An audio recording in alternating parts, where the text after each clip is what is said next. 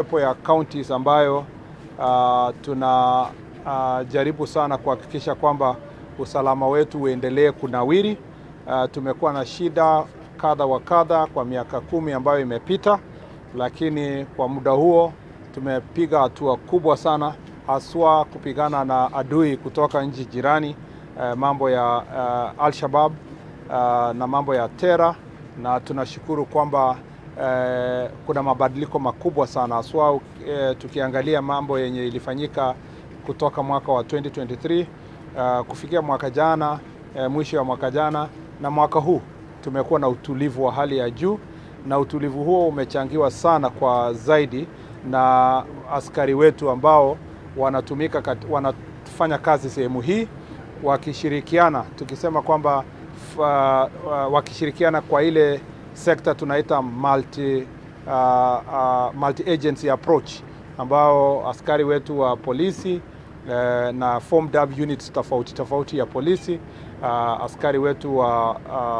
ulinzi, na pia askari ambao ni reservist, wale National Police Reservist, wakiungana wote kufanya kazi pamoja kuhakikisha kwamba usalama umeendelea kunawiri katika sehemu hii ya Lamu, haswa tukizingatia kwamba sehemu hii ni border yetu na sehemu ya Somalia. Na pia ningependa kuarifu kwamba kwa sababu ya usalama huo tunafurahia kwamba wenyeji wengi, wananchi wengi wanashirikiana na timu ya security. Kama ingekuwa wananchi ambao wako tayari kushirikiana na security team yetu, hatungekuwa tumepiga ile hatua yenye tuko nayo, na tunawashukuru wananchi wa Lamu kwa sababu ya ile kazi tunafanya pamoja na serikali. Bado tuko na changamoto, na ni vizuri wa Kenya wajue ya kwamba mkisikia katika sehemu zingine za Kenya kwamba kuna utulivu katika taifa letu kwa mambo ya terrorism, ni kwa sababu wa maafisa wetu pamoja na wananchi ambao wanaishi katika mipaka yetu wanajitolea muhanga kuhakikisha kwamba usalama umenawiri. Kwa hivyo kwa miaka hizi 10 ambayo tumekuwa na shida hapa na pale, tunaona kwamba utulivu umetokea kwa sababu ya kazi ambayo tunafanya pamoja, na ninawashukuru maafisa wote ambao wanatumika hapa kwa sababu ya kazi hiyo. Ya pili, ningependa kusema kwamba katika mambo ya Terror ni kitu ambayo tunapigana nayo kila siku, kwa sababu ikiwa bado usalama haujanawiri katika nchi jirani, utaona kwamba ile changamoto bado itakuwa katika taifa letu. Na kwa hivyo hata kama Kenya kama nchi tunaendelea kushirikiana na nchi zingine kutafuta suluhu ya kudumu katika nchi jirani ya Somalia, lazima tuendelee kama Wakenya wenyewe kupambana na kulinda mipaka yetu. Na kwa hivyo hiyo kazi itaendelea na itakuwa ni kazi ya kila siku, sio kazi yenye tunaweza sema kwamba itaisha siku fulani. Ulinzi wa taifa kama vile mjuavyo ni kazi ya kila siku, na tunashukuru wale wanajitolea kufanya hivyo. Ya pili ni kwamba sehemu hii pia unakumbwa na shida zingine ambazo ni shida ya mashamba na maskwota. Kama vile nilisema jana kule Kilifi, ile changamoto tuko nayo na mambo ya mashamba ni sawa kwa Kilifi na sawa kwa Lamu. Aswa tukiona shida ya maskwota na kuvamia shamba za kibinafsi na ranches ambayo iko sehemu hii. Kwa sababu hiyo tunataka kusema ya kwamba tunapambana na wale ambao aswa wale wanafanya uhalifu ya kuuza ama kutafuta watu wa kuvamia shamba za wengine, na watu hao wanavamia shamba alafu wanauzia wananchi wengine ambao hawana uzoefu ama hawaelewi kwamba kama wenye wanauza wako na haki ya kuuza ama hapana. Ni matapeli ambao wanachukua mashamba alafu wanauza. Saa zingine wanatumia vyeti ambavyo ni sio halali, sio ya haki, na pia saa zingine wanatumia title deeds ambayo ni fake. Na hawa kama vile nilisema jana hawatumiki peke yao. wao wanasaidiwa na maafisa ya serikali, tukiwemo kuna machiefs ambao wanakosea serikali kwa sababu wanakosea wananchi. Kuna maaskari, kuna wafanyakazi wakiwa kwa lands office. Tumesema ya kwamba ripoti yao iharakishwe na ipelekwe haraka ifikie idara ya DPP ndio wastakiwe kwa ile makosa wanafanya. Alafu sisi katika tutarecommend kwa Public Service Commission hawa wote wenye wanafanya kazi hiyo waajishwe kazi, kwa sababu hatutaki watu wenye wanafaa kulinda wananchi lakini wanatumia nafasi yao kuumiza wananchi kwa kuwanyang'anya mali yao. Na ndiposa unapata masuala mengi ambayo niliulizwa hata nikiwa bunge juzi, inahusikana kwamba tuko na court order, lakini tukitaka kufurusha wale ambao wamevamia shamba unapata kwamba ni watu 1,000, watu 500, watu 2,000. Inaleta changamoto ya kuumiza hawa watu, kwa sababu wengine kwa kutojua wameingia katika kununua hizo mashamba. Na pia kuna watu wana rent squatters, yani wanachukua squatters ya kutumia kiolela kujaribu kunyakua mashamba, na wanatafuta masquatters kwa kila sehemu ya Kenya wawalete hapa ndio wapate unyakuzi wa shamba ya kibinafsi.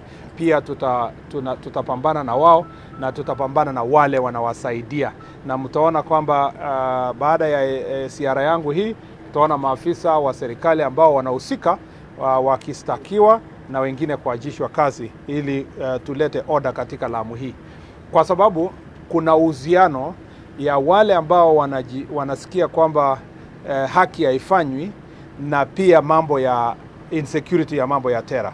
Kwa sababu kuna watu wanaona kwamba wasipofanyiwa haki pia wanasema sisi hatutahusiana na serikali kwa kupambana na ulinzi wa sehemu hii, kwa sababu hatutaki watu wetu wakufe moyo. Tunataka waishi Kenya wakijua kwamba ukuwe mkubwa, ukuwe mdogo, ukuwe unatoka dini hii ama dini nyingine, ukiwa unatoka jamii kubwa ama ndogo, kwamba haki yake inalindwa kwa taifa letu ikiwa ni sawa. Tunataka watu wa Lamu waishi pamoja kama wa Kenya, wa dini, kabila na jamii tofauti tofauti, kuhakikisha kwamba tunapeleka umoja wa Lamu pamoja.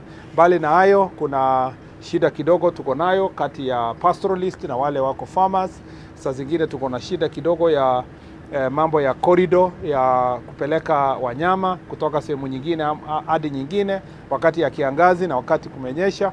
Tumeambia county commissioner na county security team wajaribu kutumia njia ya negotiations kuhakikisha kwamba sehemu hizo zimefanywa vizuri na uhusiano ya wananchi kutoka counties tofauti wamefanya kazi pamoja. Tumeona kutoka Kwale ikikuja Kilifi, imekuja hapa Lamu. Hizo county tatu tuko na masuala mengi ya boundaries kati ya county moja ama nyingine, kama hapa na Tana River, hapa na Lamu na Garissa, kama Kilifi na Kwale na Taita Taveta. Hiyo yote tunaona kwa ripoti yetu sasa hivi, tunaona hiyo ni changamoto nyingine kuhakikisha kwamba counties wameheshimu na wamekaa katika boundaries ile imekuwa established, yenye inasaidia kukaa pamoja, ndio ikuwe rahisi also kuhakikisha administrative units na communities vile wanakaa kwa amani, wakijua kwamba kama ni grazing area, kama ni operation area, wamekaa pamoja kama kitu kimoja. Yale yengine tunashughulikia kama vile nimesema ni haki ya maslahi ya wafanyakazi ambao wanafanya kazi katika sehemu haswa ambayo ni security operation kama hapa. Nia yangu ni kuhakikisha kwamba maisha ya wale wafanyakazi wa serikali haswa polisi wetu, ngao officers wenye wanafanya kazi ya security wamesaidika, kuhakikisha tuko na housing, tuko na offices. Unaona the challenges tuko nayo hapa kwamba ofisi hata ya county police commander na county security team hawana ofisi ya kutosha. Tutashirikiana na pia wanahitaji mahali pa kulala pazuri, ambayo wakitoka kazi ngumu wenye wanafanya wamepata mahali pa kupumzika ili wapate nguvu ya kufanya kazi keshowe. Kwa hivyo kwa kupitia hiyo tutafanya kazi na housing kuhakikisha kwamba zile houses rais ali promise ya 17,000 ya police officers, tunaanzia sehemu kama hii kama Lamu na zingine ambayo ni pembeni na ni sehemu ambayo wananchi ama wafanyakazi kama polisi wetu na ngao officers wana struggle, we want to make sure that we facilitate them, including kwa mambo ya magari na mambo ya marupurupu ya kuhakikisha kwamba wanaweza kufanya kazi yenye wanafanya. Tunataka kuweka kibao mbele wafanyakazi wa serikali ambao wanajitolea muhanga kupambana na majangili ya kila aina. Asante sana. Waziri, swali tu mbili kutoka kwangu. Ya kwanza ni kwamba kumeripotiwa kwamba kuna shambulizi katika kambi ya GSU kwenye Boni, msitu wa Boni, na kwamba inahofiwa kwamba baadhi ya maafisa hao huenda walitekwa nyara. Hebu tufafanue kuhusu leo unasema leo ama ile ya juzi? Hapana, ile ya juzi. Tunasema kwamba na hiyo ni swali nzuri sana, kwa sababu changamoto tunakuwa nayo ni ripoti ambazo zinatoka vyombo vya habari ambayo sio rasmi. Na mimi nashukuru sana wafanyakazi wa media houses wenye wako hapa, wenye wanafanya kazi na askari wetu na security team, kwa sababu hatujapata shida sana kwa official channels ya hawa media houses wenye wako hapa. Wameelewana na security team jinsi ambavyo habari ya mambo ya usalama inaweza kupeperushwa, lakini kwa sababu sasa kila mtu amekuwa mwanahabari kwa sababu ya simu ya rununu, piga picha na social media, tungeomba wale ambao wanafanya ripoti zozote zenye zinahusiana na usalama wajaribu sana kupata kuhoji timu ya usalama. Pikia county commissioner, na county commissioner ako tayari. Pikia regional commissioner ako tayari. Upate brief ya security. Hata kama unataka kufanya ripoti, upate upande ule mwingine wa habari. Na kama hata sio hapa, upigie ofisi ya Inspector General ya police, wako na communication person, ama ofisi yangu, tutaleta habari kamili, na hatutaki kuficha chochote. Kwa ile uvamizi ya kusema kambi ya GSU imevamiwa, watu wametekwa nyara, wamefanyiwa nini, hiyo sio ukweli. Habari kamili ni kwamba kama vile nilisema hapo awali, ile changamoto ya kupambana na hawa majangili unaendelea kila siku, na wanajaribu kila siku kujaribu kuumiza askari wetu, lakini kwa siku hiyo tunashukuru kwamba hakukuwa na jambo kama hilo, na tunaomba kwamba askari wetu tuendelee kuwaombea kama Wakenya, wakiwa wanajikaza, wakiwa uko mbele kung'ang'ana, kwamba maombi yetu kila siku ikuwe kwamba waendelee kusucceed, na pia tuwaombee kwamba wakuwe salama, kwa sababu wao ni ndugu zetu na wako na familia zao, na tunawaombea mazuri. Hata hivyo ningependa kusema kwamba tunashukuru kwamba hawakuumizwa hawa askari wetu na kila siku tukiamka tunashukuru Mungu, tukilala tunashukuru kwa kazi ambayo wanafanya kulinda usalama wetu. Ya pili, Bwana CS, kule Nakuru kumeripotiwa kwamba polisi wametumia ile tear gas kuwatawanya baadhi ya waandamanaji wakiwemo wanafunzi wa shule ya Butere, shule ya upili ya Butere. Vile vile kumekuwa na kisa ambacho kinahusisha aliyekuwa seneta wa Kakamega Cleophas Malala ambaye aliweza kuzuiliwa. Hatujui kama amekamatwa ama kama atazuiwa kwa muda gani. Hebu tutueleze kuhusu vile vile, wanasema kwamba kumeripotiwa kwamba baadhi ya wanahabari hiyo jana usiku waliweza kushambuliwa na maafisa wa usalama. Tueleze kuhusu kisa cha Nakuru. Ingawa nimekuwa sana nimekuwa tunasema nini, nimekuwa busy. Kiswahili busy ni nini? Nimekuwa na shughuli nyingi sana. Nimekuwa na shughuli nyingi sana za usalama hapa Pwani. Sijapata nafasi ya kufuatilia sana mambo ya Nakuru na ile mambo inahusikana na wanafunzi wa Butere. Lakini ningependa kusema ya kwanza kwamba sio halali na sio nia yetu kama idara ya usalama kwa njia yoyote kuumiza mwanahabari yoyote, na kama katika kudhibiti mambo ya crowds ama mambo ya security, askari yoyote ameweza kuumiza mwanahabari yoyote, kwanza ningependa kumwambia mwanahabari yoyote ambaye ameumizwa kwamba tunasema pole, na it is regrettable, if I can say it's a regrettable situation, kwa sababu haifai kwamba tuumize mtu yoyote, mwanahabari yoyote ama Mkenya yoyote ambaye anafanya shughuli zake. Hiyo sio nia yetu na sio njia ambayo inafaa, na pengine tungepanda uchunguzi utafanywa kuona ni askari amepika kwa makusudi ama ilikuwa pia ni ajali. Kwa sababu kama ni jambo la ajali katika ile operation area, pia tunasema kwamba tunawaambia wao journalist, tunawaambia pole, na tutajaribu kila iliwezekanavyo kuhakikisha kwamba usalama wa wanahabari umelindwa wakati wowote wakiwa katika mbele kupasha habari wa Kenya, hata kama tukiwa kwenye operational area. Ya pili, ningependa kusema kwamba kwa mambo ya masomo na huru ya